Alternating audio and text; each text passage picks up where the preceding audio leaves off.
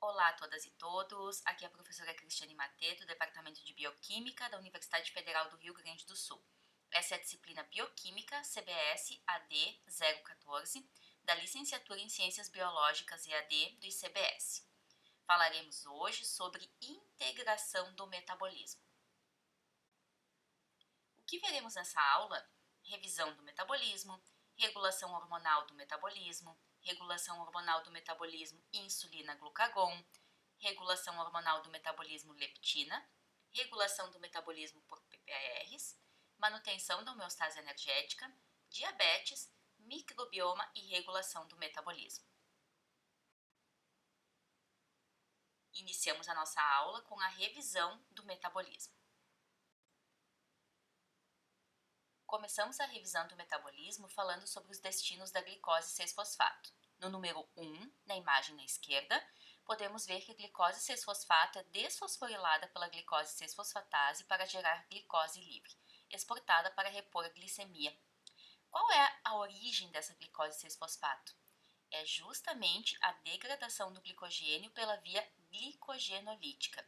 Esse glicogênio está armazenado no fígado para o momento de necessidade. E durante o jejum, então, ele é liberado, ele é degradado e a glicose livre é liberada do fígado. No número 2, temos a glicose 6-fosfato, não imediatamente necessária para manter a glicemia, sendo convertida em glicogênio hepático, ou então direcionada para um dos outros vários destinos. Isso ocorre no estado alimentado, quando nós temos então a captação de glicose pelo fígado, via GLUT2, e essa glicose hepática é fosforilada, a glicose 6-fosfato, e essa glicose 6-fosfato então utilizada para a síntese de glicogênio pela via glicogênica. Após a glicólise e a reação da piruvato desidrogenase, identificadas aqui então pela numeração 3, a acetil-CoA formada pode ser oxidada para a produção de ATP no ciclo do ácido cítrico, com a transferência de elétrons e a fosforilação oxidativa decorrentes gerando ATP.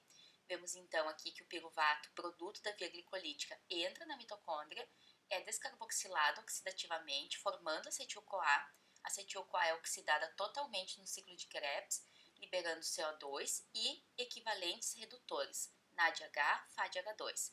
Esses são reoxidados pela cadeia respiratória de elétrons ou sistema de transferência de elétrons mitocondrial, e assim nós temos a formação de um gradiente de prótons da matriz mitocondrial e no espaço intermembranas. O retorno desses prótons do espaço intermembranas para a matriz mitocondrial pela ATP sintase permite assim a síntese de ATP nesse processo chamado de fosforilação oxidativa. No número 4 temos a acetil-CoA, que também pode servir como precursora de ácidos graxos, que são incorporados em triacilgliceróis e fosfolipídios, e também pode ser utilizada na síntese de colesterol, ou seja, o excesso de carboidratos ingerido na dieta, convertido a acetil-CoA, também será armazenado na forma de triacilgliceróis, além da formação de outros lipídios complexos, como é o caso do colesterol e dos fosfolipídios. Dessa forma, vemos que os carboidratos em excesso ingeridos são convertidos em gorduras. No número 5, temos que a glicose 6-fosfato pode alternativamente entrar na via das pentoses fosfato, gerando poder redutor na forma de NADPH, que é necessário para a síntese de ácidos graxos e colesterol, além da síntese de D-ribose 5-fosfato pela via das pentoses fosfato, que é o precursor para a síntese de nucleotídeos. O NADPH também é um cofator essencial na detoxificação e eliminação de muitos fármacos e outros xenobióticos metabolizados no fígado. Falamos anteriormente sobre a função do NADPH como coenzima redutora no processo de regeneração da glutationa. Destinos dos aminoácidos. Número 1.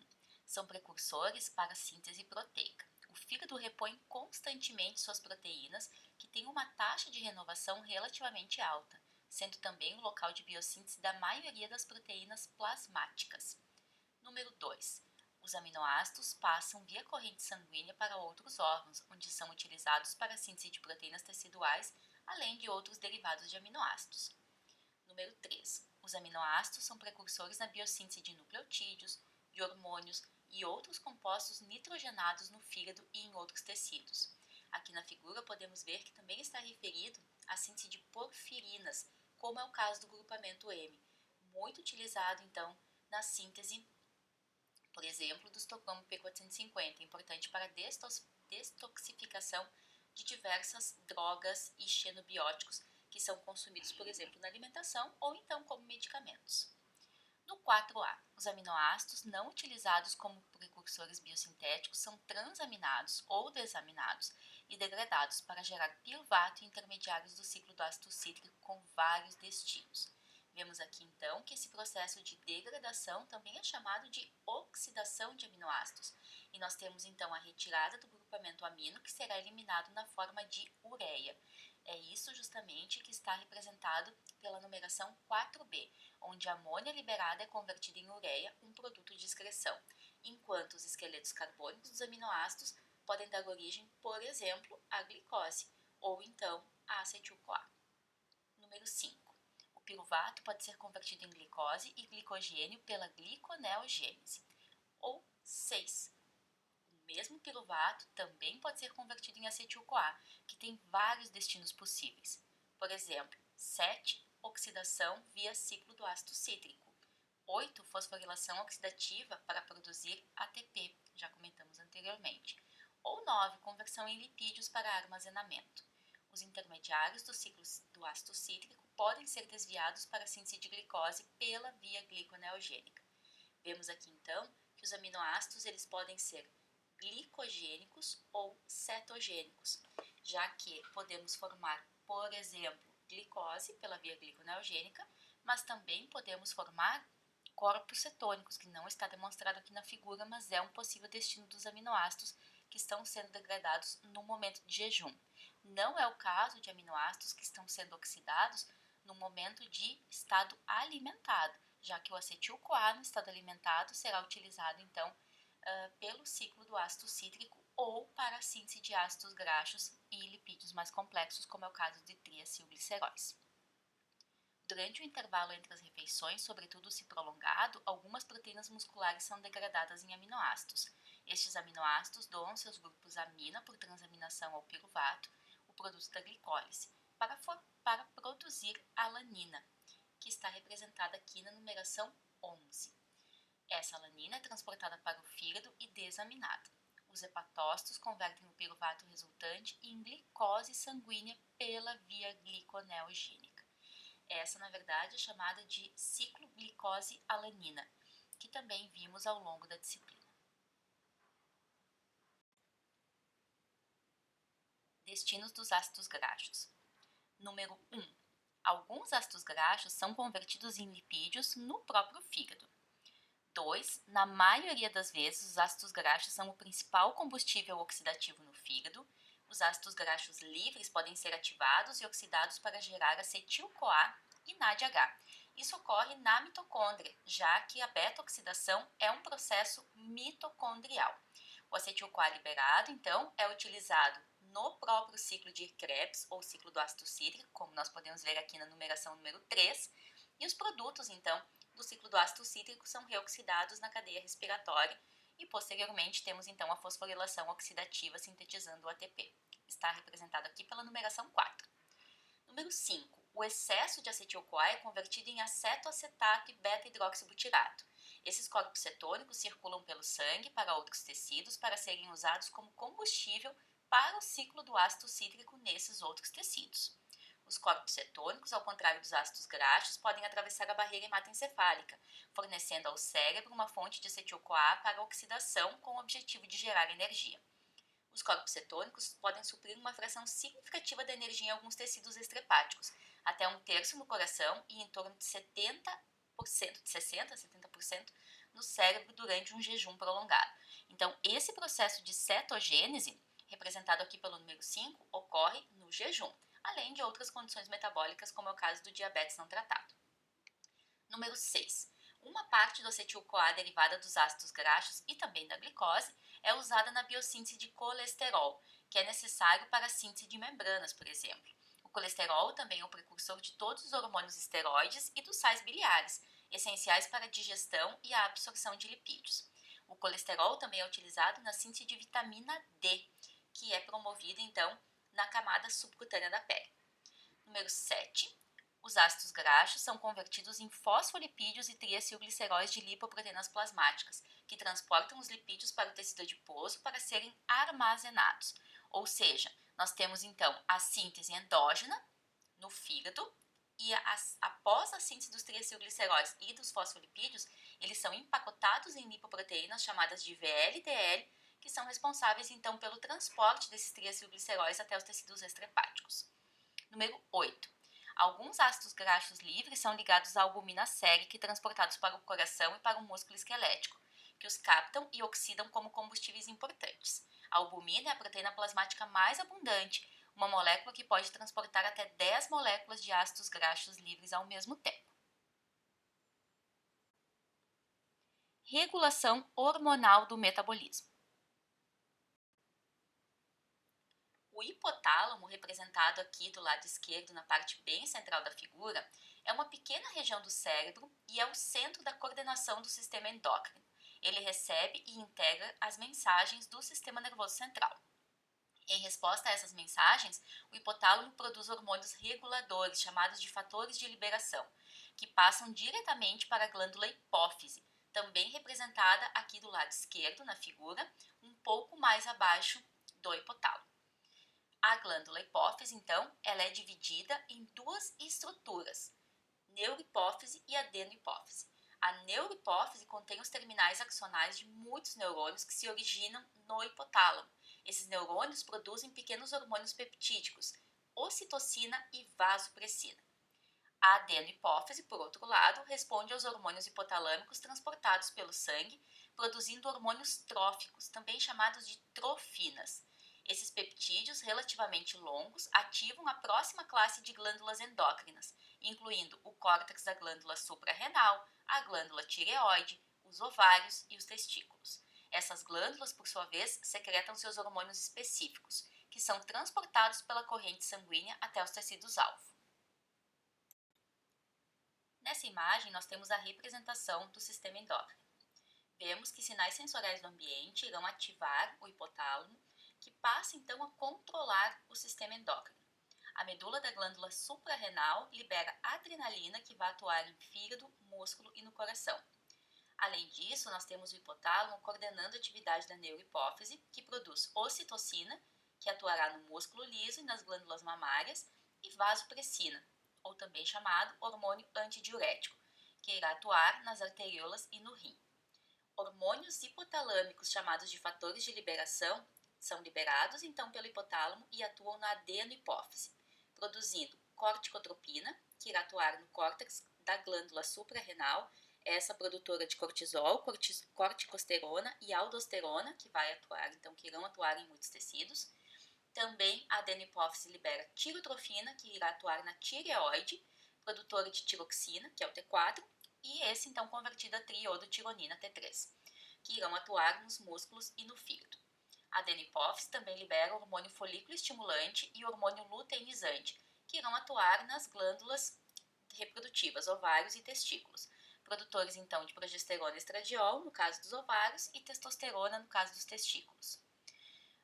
Os hormônios de liberação hipotalâmicos também estimulam a adenohipófise na produção de somatotrofina, essa então também chamada de hormônio do crescimento, que irá atuar em fígado e em ossos, mas não apenas nesses tecidos. A prolactina, também liberada então pela adenohipófise, atuará nas glândulas mamárias. Além disso, os níveis de glicose no sangue também atuarão sobre as células das ilhotas do pâncreas, estimulando a liberação de insulina, glucagon e somatostatina, grande regulador então do metabolismo, principalmente em fígado e músculo, mas não apenas nesses tecidos.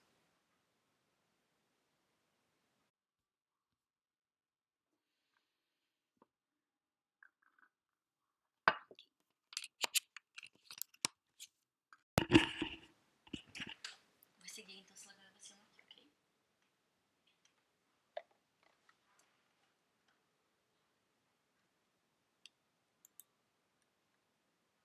Via de síntese do cortisol. O cortisol age no músculo, no fígado e no tecido adiposo para suprir o organismo com combustível para resistir à situação estressante. O cortisol é um hormônio de ação relativamente lenta que altera o metabolismo pela mudança nos tipos e nas quantidades de determinadas enzimas, sintetizadas em suas células-alvo, em vez da regulação da atividade de moléculas já existentes, ou seja, ele atua na regulação da expressão gênica. No tecido adiposo, o cortisol leva uma liberação aumentada de ácidos graxos dos triacilgliceróis armazenados. Os ácidos graxos exportados servem como combustível para outros tecidos e o glicerol é usado pelo fígado na via gliconeogênica. O cortisol estimula a degradação das proteínas musculares, não essenciais, e a exportação dos aminoácidos para o fígado, onde servem como precursores para a gliconeogênese. No fígado, o cortisol promove a gliconeogênese, estimulando a síntese de fosfenolpiruvato carboxiquinase. O glucagon tem o mesmo efeito, ao passo que a insulina tem o efeito oposto. Essa enzima, fosfenolpiruvato carboxiquinase, é a enzima marcadora da velocidade da via gliconeogênica, responsável pela síntese de glicose a partir de substratos não carboidratos. A glicose assim produzida é armazenada no fígado como glicogênio ou exportada imediatamente para os tecidos que precisam dela como combustível, sendo que essa via de exportação da glicose é a que mais ocorre. Durante períodos prolongados de estresse, a liberação constante de cortisol perde seu valor adaptativo positivo e começa a causar danos ao músculo e ao osso, prejudicando as funções endócrina e imune. Vemos então que diversos fatores como dor, medo, infecção, hemorragia e hipoglicemia atuam sobre o sistema nervoso central, estimulando o hipotálamo a liberar CRH, hormônio liberador de corticotrofina. Esse hormônio, então, atua sobre a adenohipófise, que aumenta a liberação. Temos aqui uma tabela com os principais hormônios peptídicos que atuam no comportamento alimentar e na seleção de alimentos em mamíferos. A insulina é produzida pelas células beta-pancreáticas e tem como alvo músculo, tecido adiposo e fígado. Estimula a captação de glicose e a síntese de glicogênio e gordura. O glucagon também é produzido no pâncreas, mas nas células alfa-pancreáticas, e tem como tecidos-alvo o fígado e o tecido adiposo. Observem que o músculo não é alvo do glucagon. Ele estimula a gliconeogênese e a liberação de glicose para o sangue. A leptina tem como origem o tecido adiposo, atua no hipotálamo, reduzindo a fome. A adiponectina também tem origem no tecido adiposo, também é considerada então uma adipocina. Atuará no músculo, no fígado e em outros tecidos, estimulando o catabolismo. A grelina atua no estômago, aliás, é produzida no estômago e no intestino e atua no cérebro, sinalizando fome. As incretinas GLP-1 e GIP são produzidas pelo intestino, atuam no pâncreas, estimulando a liberação de insulina. O NPY é um hormônio produzido no hipotálamo e nas suprarrenais e tem como alvo o cérebro e o sistema nervoso autônomo, estimulando o comportamento alimentar. O PYY é produzido no intestino, atuando no cérebro, sinalizando saciedade. A irisina é produzida no músculo com o exercício. Vai atuar no tecido adiposo, além de outros tecidos, como o próprio cérebro, e transforma o tecido adiposo branco em bege, num processo que chamamos de beiging.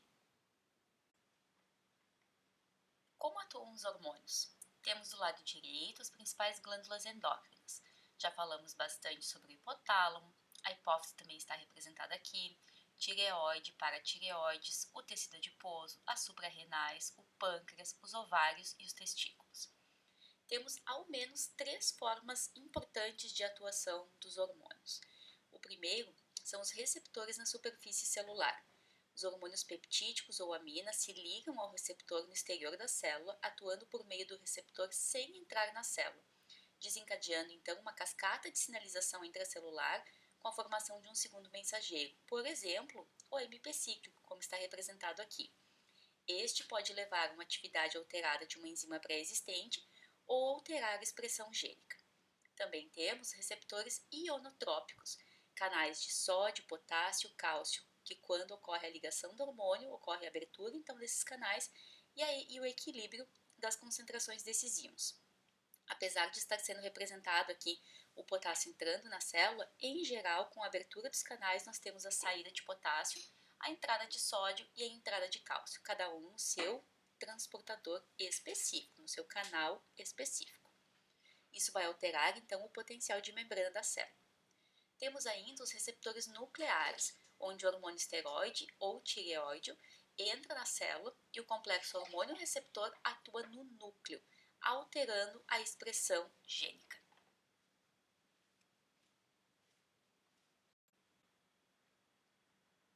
Regulação hormonal do metabolismo por insulina e glucagon.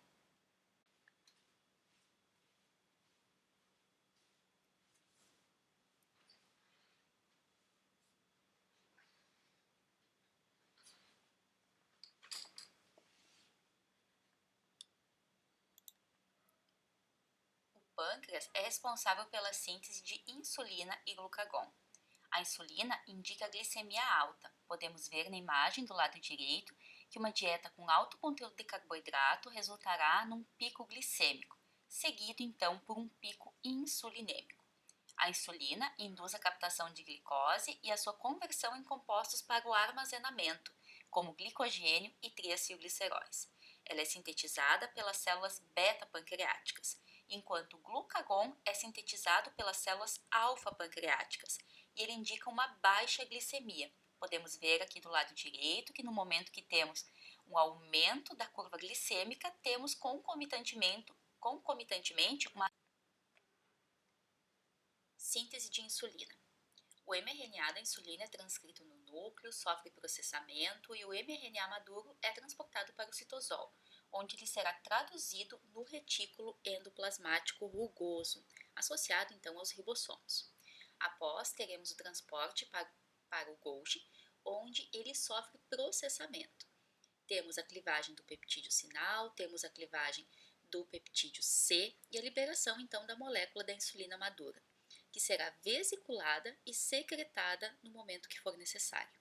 O tempo de meia-vida da insulina é aproximadamente 3 minutos e ocorre então a eliminação hepática dessa molécula. Consequentemente, temos que ter sempre um estoque intracelular para ser liberado no momento em que temos uma hiperglicemia, como mostraremos agora no próximo slide. A secreção de insulina é estimulada pela glicose. Um pico glicêmico induz o transporte de glicose, então via GLUT2 para a célula beta-pancreática. É importante ressaltar que esse transportador é insensível à insulina, ou seja, ele está sempre presente na membrana. A glicose, então, é internalizada na célula beta-pancreática, passa por ação da via glicolítica, o ciclo de Krebs e também a fosforilação oxidativa. Após todos esses processos, nós temos, então, um aumento nas concentrações de ATP, que bloqueiam canais de potássio. Dessa forma, o acúmulo de potássio intracelular levará à despolarização da célula beta-pancreática, ativando canais de cálcio dependentes de voltagem. O influxo de cálcio vai promover então a liberação dos grânulos de insulina, com a secreção de insulina como resultado. Síntese de glucagon. O glucagon também é um hormônio, sendo sintetizado pelas células alfa-pancreáticas, como já falamos anteriormente. Temos aqui a presença, então, do pró-glucagon humano, que, como vemos, sofre processamento, e temos, então, a liberação da molécula de glucagon ativa, como parte desta molécula de pró-glucagon. O tempo de meia-vida do glucagon é de 3 minutos e sua eliminação também é hepática. O processo de síntese e de vesiculação nas células alfa-pancreáticas é muito similar ao que acabamos de ver para a insulina. No estado alimentado, o metabolismo é regulado por essas concentrações de insulina. A insulina é liberada no pâncreas, vai agir em todo o organismo, no fígado, no cérebro, no tecido adiposo, no músculo e assim por diante. O fígado está lipogênico, glicogênico, tem a glicólise ativada e também a síntese proteica ativadas no estado alimentado. O tecido adiposo está lipogênico, o músculo está oxidando ácidos graxos e o cérebro está oxidando glicose. Então, aqui é importante nós lembrarmos que os alimentos que nós estamos ingerindo na nossa dieta vão proporcionar a absorção de glicose, de aminoácidos e de lipídios. A glicose vai ser absorvida, vai chegar no fígado em primeiro lugar, e no fígado, por meio da ação da insulina, vai ser convertida a glicogênio. Então, nós vamos armazenar parte dessa glicose para um momento posterior de necessidade, no momento que entrar em jejum, por exemplo. Parte da glicose é liberada no sangue também e parte dessa glicose é oxidada para que nós tenhamos a produção de ATP para o sustento do próprio fígado. Bom, não todo o acetil-CoA que é produzido a partir da via glicolítica e do complexo da piruvato deshidrogenase são oxidados no ciclo de Krebs. Parte desse acetil-CoA excede a capacidade e a necessidade também de síntese de ATP no fígado e, consequentemente, são armazenados na forma de triacilgliceróis.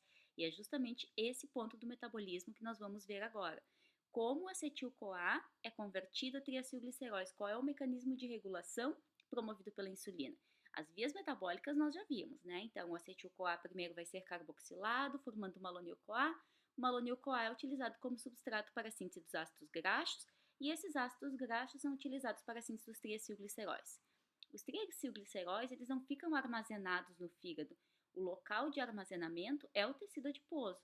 Então, eles têm que ser transportados para fora do fígado por meio de uma lipoproteína chamada VLDL, e essa lipoproteína VLDL distribui os triacilgliceróis ao longo do organismo, incluindo o tecido adiposo, onde eles são armazenados. Outro local de distribuição dos triacilgliceróis é o músculo. Então, o músculo, no estado alimentado, está oxidando ácidos graxos provenientes desses triacilgliceróis. Os aminoácidos também são captados no momento pós-prandial, então, chegam até o fígado e no fígado são parcialmente oxidados, então parte desses aminoácidos são convertidos nos seus alfa-cetoácidos correspondentes e amônia retirada eliminada como ureia e também são utilizados para a síntese de proteínas. É importante lembrar que parte desses alfa-cetoácidos derivados dos aminoácidos também podem ser utilizados para a síntese de ácidos graxos, já que muitos aminoácidos, como nós veremos na nossa segunda área, originam intermediários que podem ser utilizados na síntese dos ácidos graxos, como é o caso do acetil-CoA. E também temos a absorção de gorduras, de lipídios no estado alimentado. Esses lipídios serão transportados até os tecidos, tanto o fígado quanto os tecidos extrahepáticos, por meio de uma lipoproteína chamada quilomicrons, que nós vimos na nossa última aula. Os quilomicrons, então, liberam esses ácidos graxos nos tecidos extrahepáticos, como é o caso do tecido adiposo, como é o caso do músculo, e os quilomicrons remanescentes, então, já com bem menos ácidos graxos na forma de triacilgliceróis, são captados pelo fígado.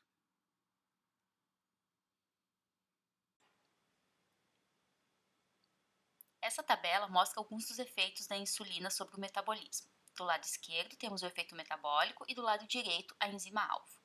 Um aumento da captação de glicose em músculo e tecido adiposo é mediado por um aumento da quantidade de GLUT4, um transportador de glicose sensível à insulina, nas membranas celulares desses tecidos.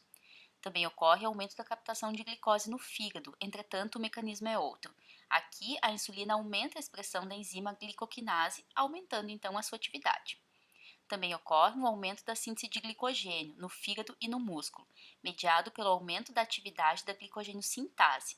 Isso é dado por uma diminuição da fosforilação dessa enzima, o que aumenta a sua atividade. Uma diminuição da degradação do glicogênio em fígado e músculo também ocorre, por diminuição da atividade da glicogênio fosforilase. Isso também é mediado por uma diminuição da fosforilação dessa enzima, o que a deixa menos ativa.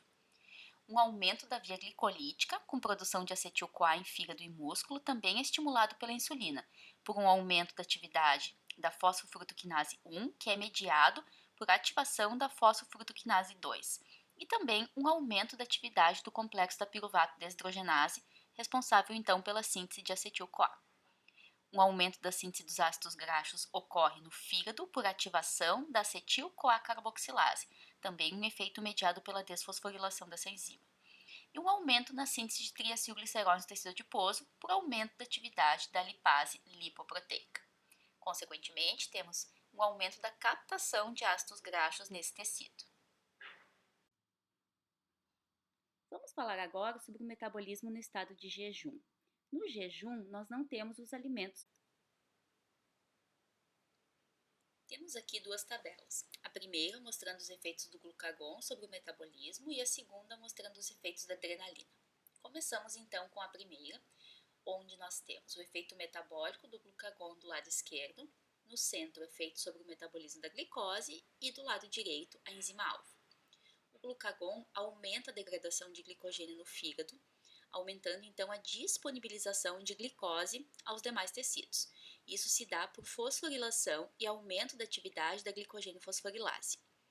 Também ocorre a diminuição da síntese de glicogênio no fígado também. Dessa forma, menos glicose é armazenada como glicogênio e, consequentemente, temos então o aumento da disponibilização de glicose aos outros tecidos. Isso se dá por diminuição da atividade da glicogênio sintase.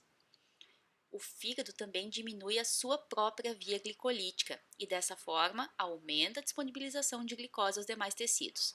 Isso se dá por diminuição da atividade da fosfofrutoquinase 1, que é uma das enzimas reguladoras da via glicolítica. O fígado também aumenta a via gliconeogênica e, dessa forma, converte aminoácidos, glicerol, oxalacetato, piruvato, lactato em glicose. Isso se dá por regulação de 3 enzimas: o aumento da atividade da frutose bisfosfatase 2, a diminuição da atividade da piruvato quinase e o aumento da atividade da fosfenolpiruvato carboxiquinase. Também ocorre aumento da mobilização de ácidos graxos no tecido adiposo. Assim, menos glicose é usada como combustível pelo fígado e pelo músculo, que passam a utilizar uma quantidade maior de ácidos graxos. Isso se dá por aumento da atividade da lipase sensível ao hormônio, responsável então pela degradação dos triacilgliceróis no tecido adiposo. Também ocorre aumento da via cetogênica, que fornece então uma alternativa à glicose como fonte de energia para o cérebro, por meio dos corpos cetônicos. Esse efeito é mediado pela diminuição da atividade da acetil-CoA-carboxilase. Fosforilada, essa enzima diminui a sua atividade. E, consequentemente, menos malonil-CoA é sintetizado e ocorre um aumento do transporte de ácidos graxos para a mitocôndria, onde eles serão beta-oxidados, gerando acetil-CoA, o qual é utilizado para a síntese de corpos cetônicos no fígado. E esses corpos cetônicos são liberados, então, para a utilização dos demais tecidos. Na tabela que está abaixo do slide, vemos os efeitos fisiológicos e metabólicos da adrenalina. Os efeitos imediatos, então, do lado esquerdo, e o efeito total do lado direito da tabela. Os efeitos fisiológicos de aumento da frequência cardíaca, aumento da pressão sanguínea e aumento da dilatação das vias aéreas leva ao aumento da liberação de oxigênio para os tecidos, como é o caso do músculo.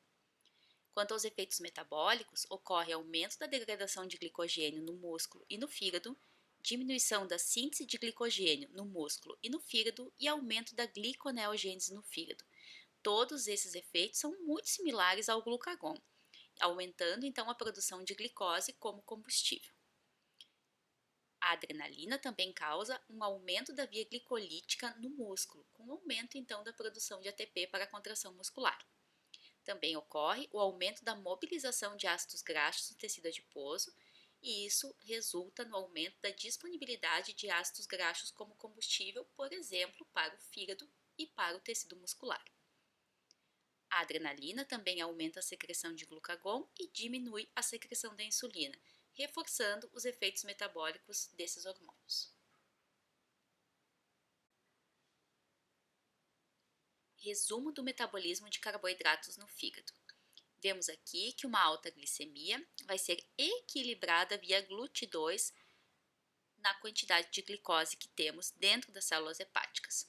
Isso vai levar então ao aumento da concentração de glicose dentro das células hepáticas, o que vai estimular a via glicolítica e a síntese de glicogênio no fígado. Por outro lado, a glicose sanguínea alta também leva a um aumento das concentrações de insulina sanguíneas. Isso leva à ativação da proteína quinase sensível à insulina, com aumento da atividade da PP1, que é uma fosfatase. Isso diminui a fosforilase sinase, diminuindo a atividade da glicogênio fosforilase e aumentando a atividade da glicogênio sintase. A glicogênio sintase também é ativada por uma diminuição da atividade da GSK3, promovida pela PKB. Isso leva, então, como resultado, a um aumento da síntese de glicogênio e a uma diminuição da degradação do glicogênio. Por outro lado, quando temos uma glicemia baixa, isso leva ao aumento das concentrações de glucagon, aumentando os níveis de AMP cíclico intracelulares por meio da ativação da adenilato ciclase. O AMP cíclico ativa a pKa. via pKa temos a fosforilação de diversos alvos, dentre eles a fosforilase cinase, aumentando a atividade da glicogênio fosforilase, levando a um aumento da degradação de glicogênio. Por outro lado, a pKa também fosforila e diminui a atividade da glicogênio sintase, levando a uma diminuição na síntese de glicogênio. Também ocorre, via pKa, um aumento da atividade da frutose bisfosfatase e a uma diminuição da fosfofrutoquinase 2. Isso tudo leva a uma diminuição nos níveis de frutose 2,6-bisfosfato, diminuindo a atividade da PFK1 ou fosfofrutoquinase 1, o que reduz a atividade da via glicolítica no fígado. Esse mesmo efeito é mediado por uma diminuição da atividade da piruvato quinase, induzido pela fosforilação mediada pela pKa.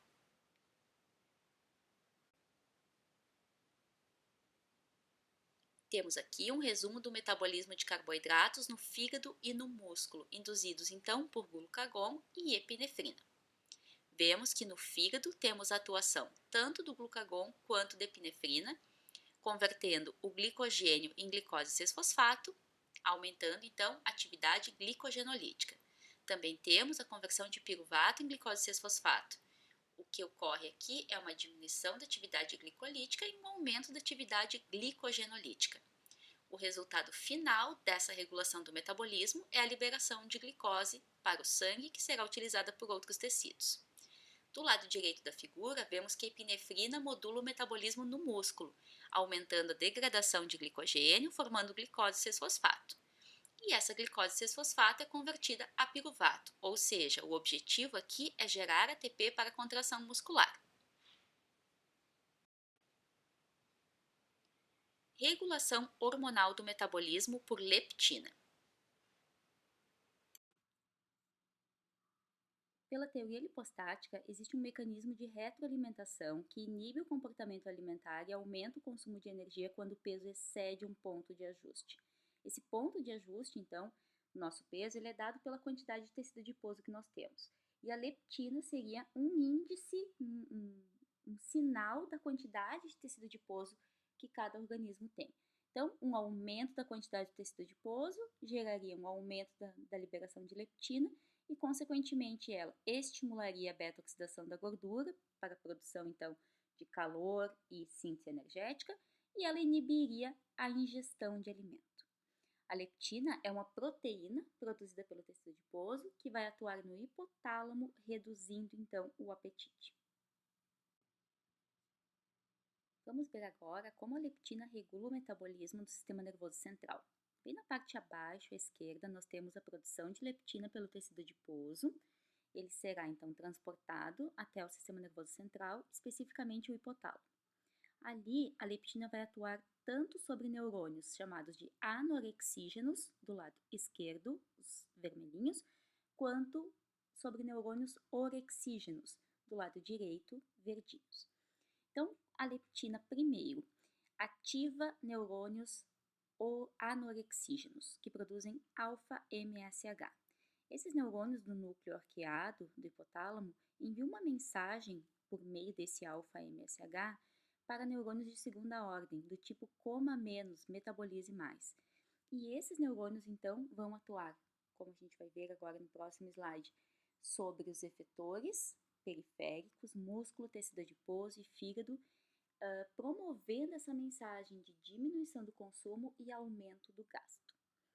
Do lado direito aqui, então, nos neurônios verdinhos, nós temos a produção de NPY, que é inibida pela leptina. Então, a leptina inibe esses neurônios orexígenos, que produzem NPY, e vão enviar a mensagem coma mais, metabolize menos, para neurônios de segunda ordem no hipotálamo. Esses neurônios, então, enviam uma mensagem ao sistema periférico, músculo, tecido adiposo e fígado, do tipo coma mais e metabolize, ou seja, oxide menos. O que acontece? A leptina, ela está inibindo esses neurônios orexígenos, ou seja, diminui essa mensagem de coma mais, metabolize menos. Do lado direito, nós temos aqui o metabolismo, a via de sinalização mediada pela leptina. Então, o receptor de leptina é um receptor de tipo dimérico, ligado a JAK. Essa proteína, então, tem uma função quinase, né, Janus quinase, uma vez ativada, ela vai fosforilar o substrato do receptor de insulina 2, representado aqui como IRS2. Esse mesmo tipo de ativação por fosforilação também acontece via insulina. Então, a insulina, quando ativa o seu receptor, que também é do tipo tirosina quinase, ativa esse mesmo tipo de sinalização intracelular, via fosforilação do IRS2. Uma vez que o IRS2 é fosforilado, ele ativa PI3K, e isso leva à inibição da ingestão de alimento internamente lá no hipotálamo, lá no sistema nervoso central. Do lado de baixo aqui nós temos uma segunda via de sinalização atrelada à STAT. Então aqui nós estamos mostrando justamente como se dá a produção de alfa-MSH ativada pela leptina. A leptina, então, promove a união dos dois monômeros do seu receptor, ligados à JAK. Uma vez que eles estão dimerizados, então eles se autofosforilam, fosforilam a STAT. A STAT é um fator de transcrição que vai migrar para o núcleo, então uma vez que ele está fosforilado e dimeriza, ele migra para o núcleo e lá ele ativa a produção de PONC, pró-opiomelanocortina. Esse neuropeptídeo PONC, ele é hidrolisado posteriormente e um dos seus fragmentos, então, dá origem a alfa-MSH, que passa essa mensagem, então, de coma menos e metabolize mais, justamente sendo o hormônio responsável por essa mensagem anorexígena. Vamos ver agora como ocorre o efeito da leptina na periferia. Então, nós temos aqui na representação do lado direito, nessa figura, o tecido adiposo produzindo leptina, que atua no hipotálamo, o efeito sobre o hipotálamo nós acabamos de ver, e do hipotálamo, então, saem neurônios até o sistema periférico com um sinal via neurônios simpáticos. Então, nesse caso aqui, é liberada a noradrenalina. A noradrenalina vai atuar sobre receptores beta-3 adrenérgicos, por exemplo, no músculo, por exemplo, no tecido adiposo, como está sendo demonstrado aqui. Isso ativa uma proteína G, que ativa a adenilato ciclase, converte ATP em AMP cíclico e o AMP cíclico, então, liga-se ativando a proteína quinase A. A pKa fosforila uma série de fatores de transcrição que vão atuar no núcleo, aumentando a expressão de UCP, proteína desacopladora do tipo 1. Essa proteína desacopladora, ela está presente nas mitocôndrias. E qual é a função, então, das UCPs? É justamente formar um caminho alternativo para os prótons de passagem do espaço intermembranas para a matriz mitocondrial, gerando calor. Dessa forma, para que o nosso organismo possa manter a mesma síntese de ATP, eu preciso oxidar muito mais ácidos graxos, porque parte desse gradiente de prótons é perdido na forma de calor. Dessa forma, a leptina está fazendo exatamente o efeito que nós já havíamos falado antes, atuando no sistema nervoso central, diminuindo a fome, e atuando no sistema periférico, aumentando o consumo, aumentando a oxidação. Regulação do metabolismo por PPARs. Nós também temos regulação hormonal via PPARs. Temos diferentes tipos de PPARs, que são os proliferadores de peroxissomos ativados por receptor. Eles podem ter como ligantes ácidos graxos poliinsaturados e derivados, são expressos no fígado, músculo, rins e coração. E no tecido adiposo nós temos o PPR-gama, que é responsável pela conversão do pré-adipócito em adipócito. Então, o PPR-gama sempre está relacionado mais com o efeito de armazenamento de triacilgliceróis.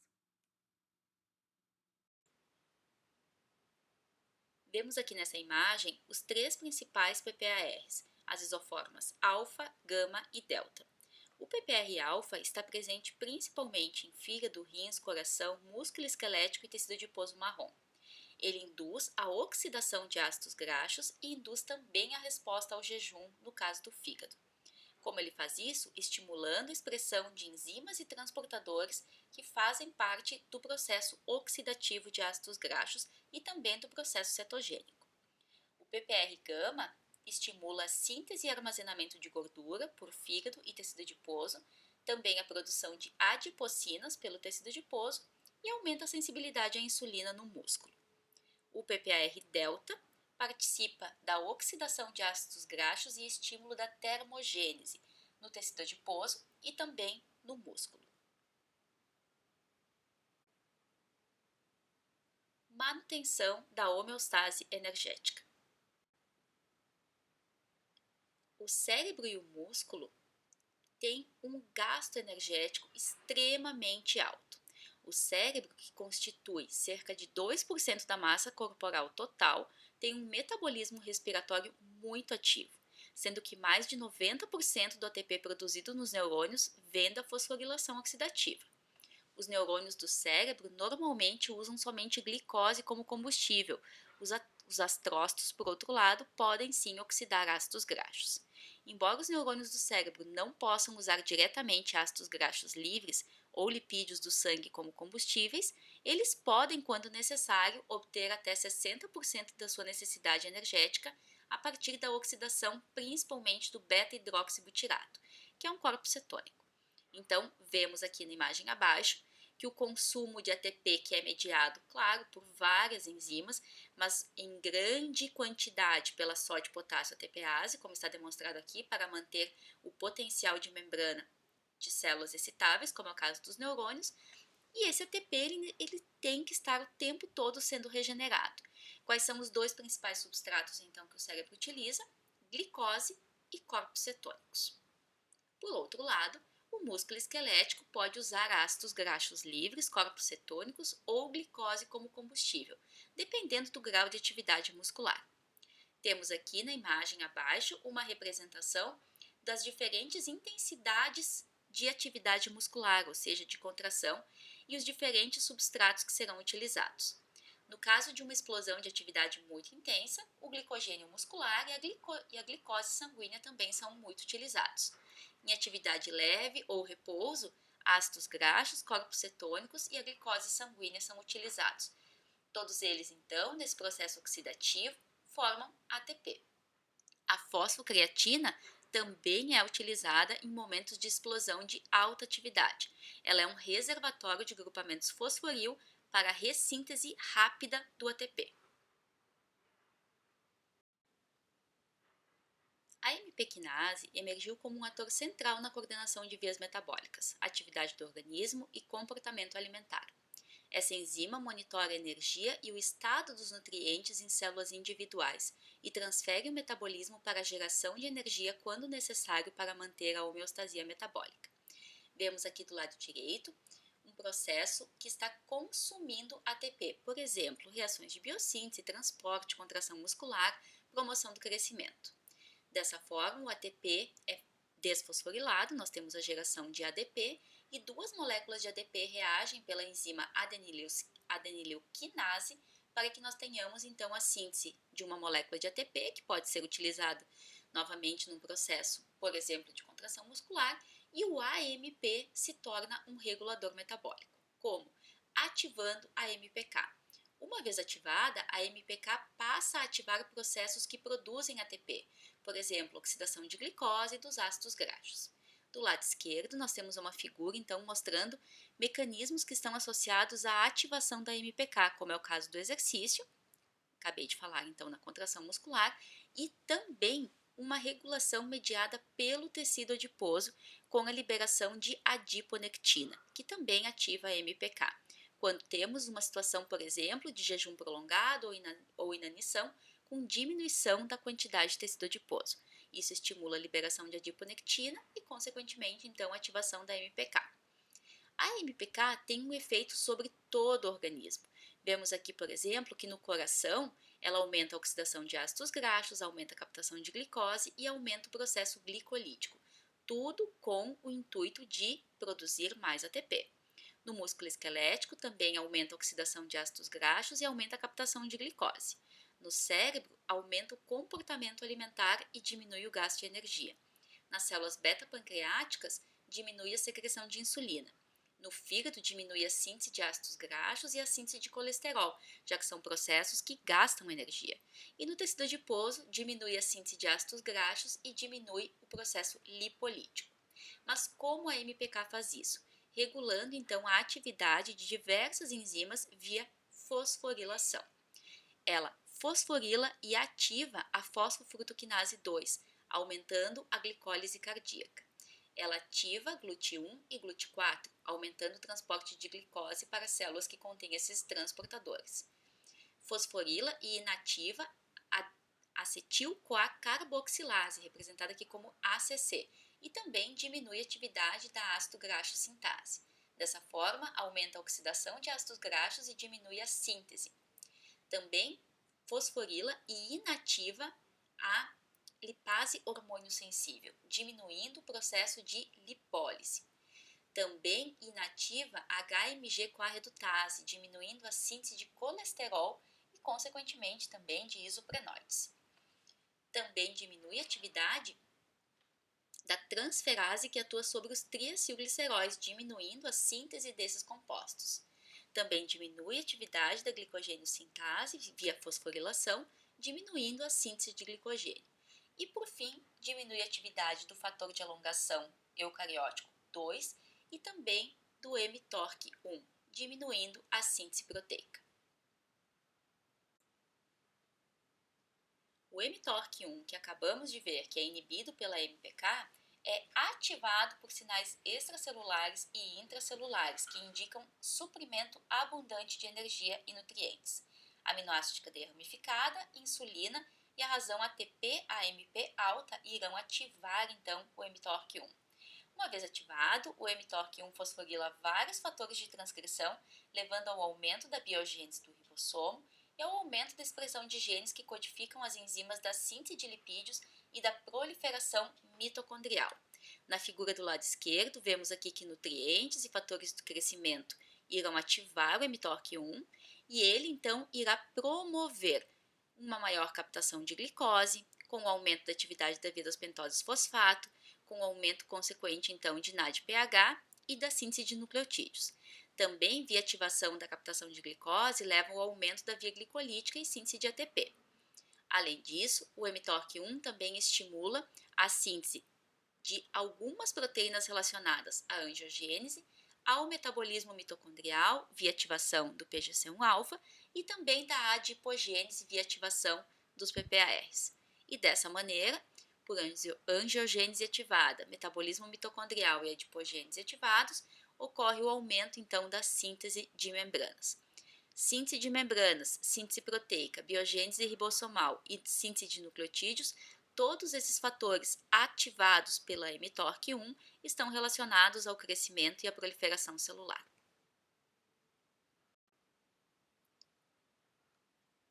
Diabetes.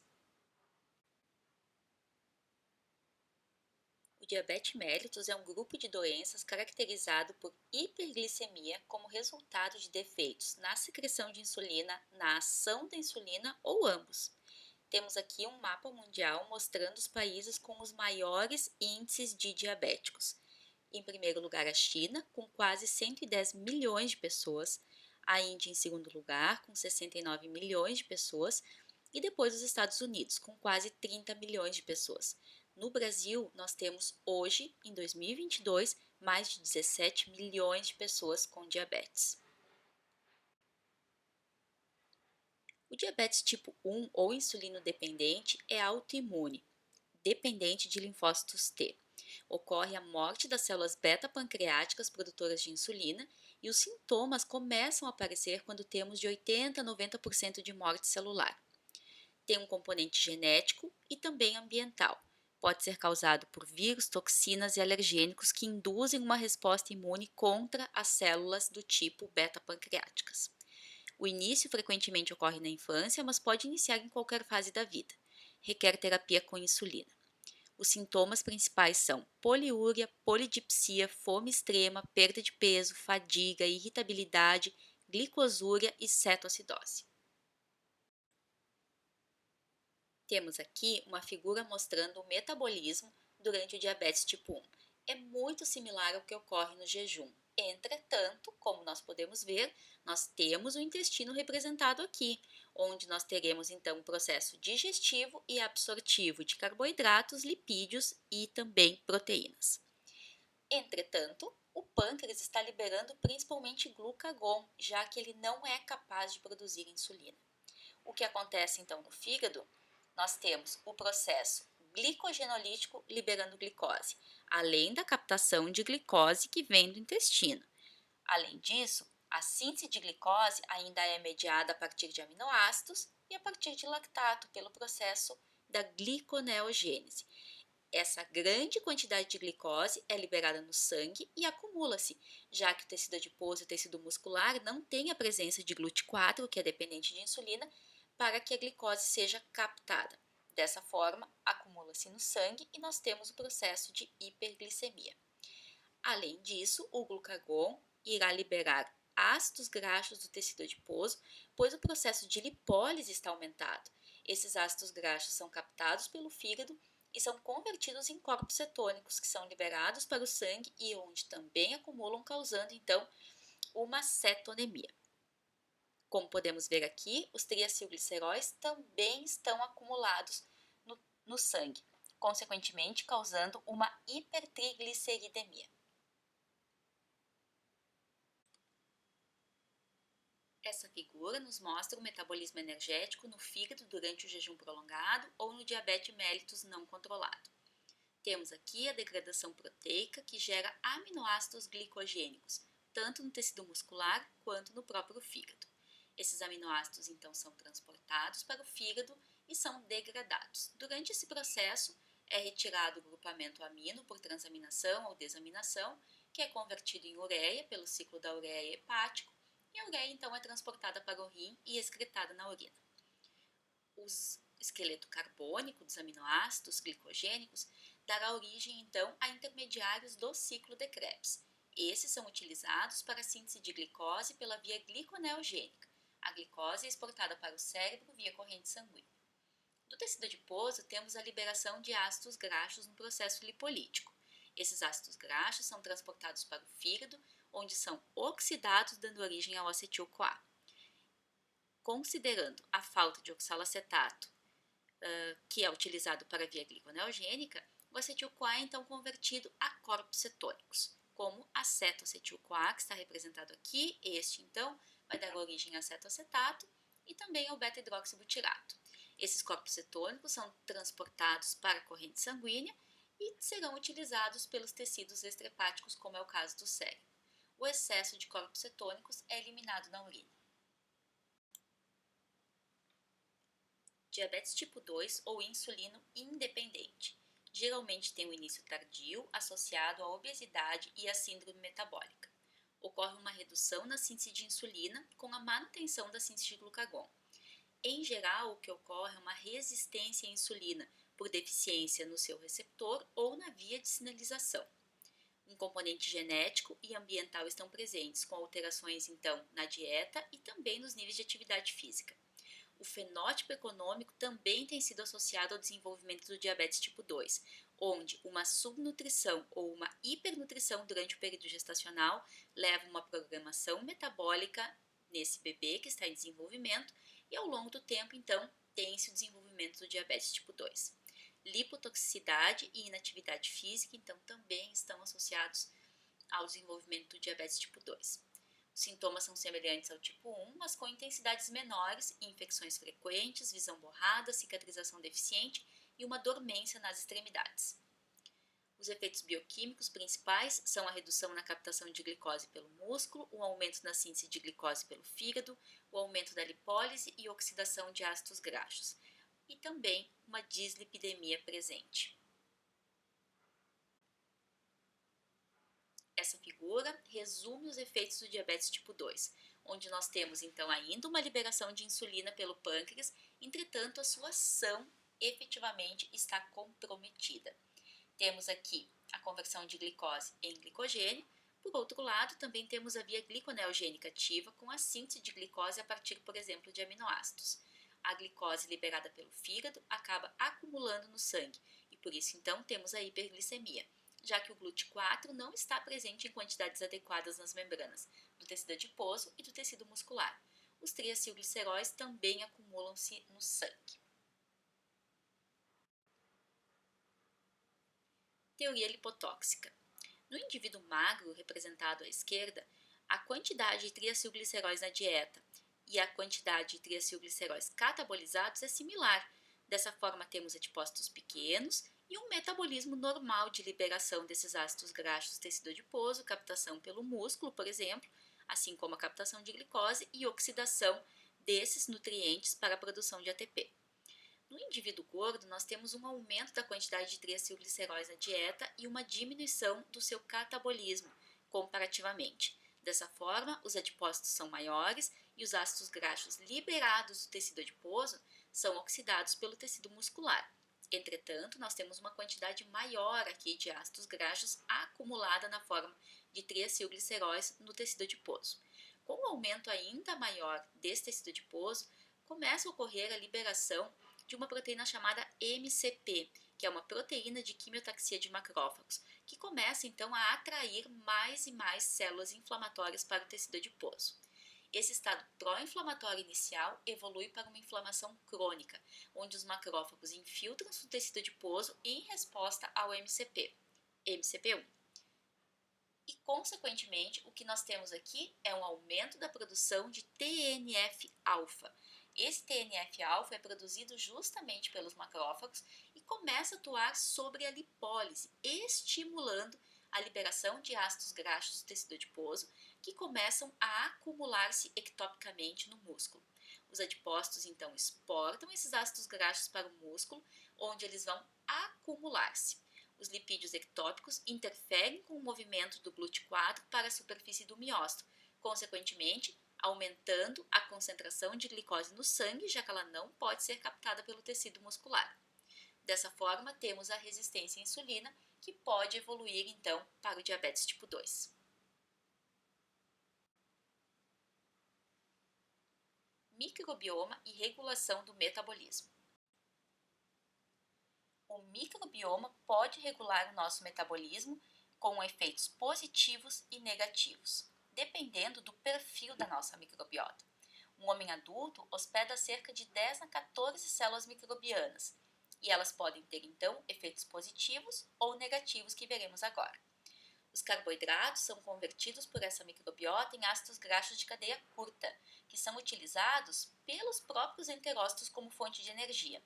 Além disso, esses mesmos ácidos graxos de cadeia curta podem atuar como sinalizadores, ativando proteínas G associadas então aos receptores aos quais se ligam. Os ácidos biliares primários são convertidos em ácidos biliares secundários, e isso leva à ativação do tecido adiposo marrom. Esse é um mecanismo benéfico que leva então à produção de calor, por exemplo, e eliminação de gordura. O aumento do gasto de energia está associado à ativação também, então, do tecido adiposo marrom, e além disso temos um efeito sobre a inflamação, com um efeito anti-inflamatório mediado por esses ácidos biliares secundários, além de um aumento da sensibilidade à insulina. Por outro lado, a microbiota também converte fosfatidilcolina e L-carnitina em TMA, ou trimetilamina. Esse composto no fígado é convertido a N-óxido de trimetilamina e pode resultar em alterações no metabolismo do colesterol. Pode aumentar o transporte de colesterol e diminuir o transporte de colesterol retrógrado, causando a ativação de macrófagos e a formação de placas arterioscleróticas. Vamos ver agora como ocorre o efeito da leptina na periferia. Então, nós temos aqui, na representação do lado direito, nessa figura, o tecido adiposo produzindo leptina, que atua no hipotálamo, o efeito sobre o hipotálamo nós acabamos de ver, e do hipotálamo, então, saem neurônios até o sistema periférico com um sinal via neurônios simpáticos. Então, nesse caso aqui, é liberada a noradrenalina. A noradrenalina vai atuar sobre receptores beta-3 adrenérgicos, por exemplo, no músculo, por exemplo, no tecido adiposo, como está sendo demonstrado aqui. Isso ativa uma proteína G, que ativa a adenilato ciclase, converte ATP em AMP cíclico, e o AMP cíclico, então, liga-se ativando a proteína quinase A. A pKa fosforila uma série de fatores de transcrição que vão atuar no núcleo, aumentando a expressão de UCP, proteína desacopladora do tipo 1. Essa proteína desacopladora, ela está presente nas mitocôndrias. E qual é a função, então, das UCPs? É justamente formar um caminho alternativo para os prótons de passagem do espaço intermembranas para a matriz mitocondrial, gerando calor. Dessa forma, para que o nosso organismo possa manter a mesma síntese de ATP, eu preciso oxidar muito mais ácidos graxos, porque parte desse gradiente de prótons é perdido na forma de calor. Dessa forma, a leptina está fazendo exatamente o efeito que nós já havíamos falado antes, atuando no sistema nervoso central, diminuindo a fome, e atuando no sistema periférico, aumentando o consumo, aumentando a oxidação.